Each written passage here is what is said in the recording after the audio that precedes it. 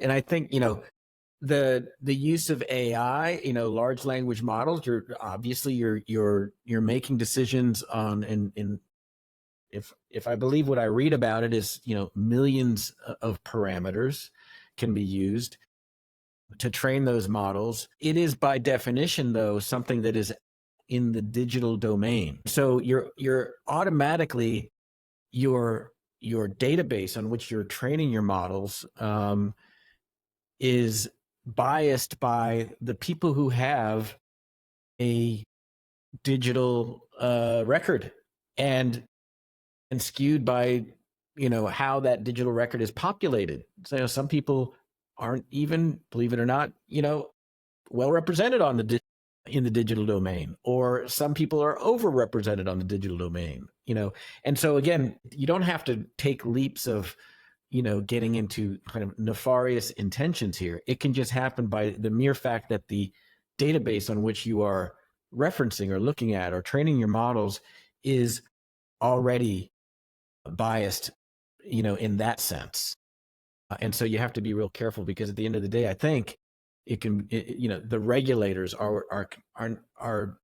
they are certainly focused on how you arrive at your decision making, but they're obviously also focused on, the ultimate decisions that are made, and how that looks in terms of the demographics, thresholds that they're focused on, right? Yeah. So you're making me think about something that I mentioned in the beginning of this conversation, acquisition channels.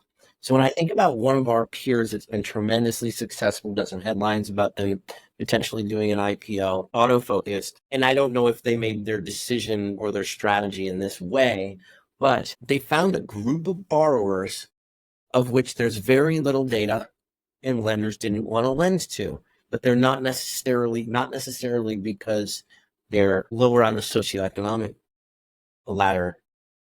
These are expats from foreign countries that tends to be or can be or are wealthy and well-resourced, just with very little credit data here in the U.S. So they go out Thin and file. grab, what you would think of as thin file. They grab from their home countries the data, and so they're funding they're doing auto finances, and the performance has been tremendous. The growth has been tremendous. So, and yes, they're using predictive technologies like we are, like a lot of the peers are. But there's a great example, Will, where thinking about what your market is, who your borrower is, could be just as, if not more important. These credit models are your engine.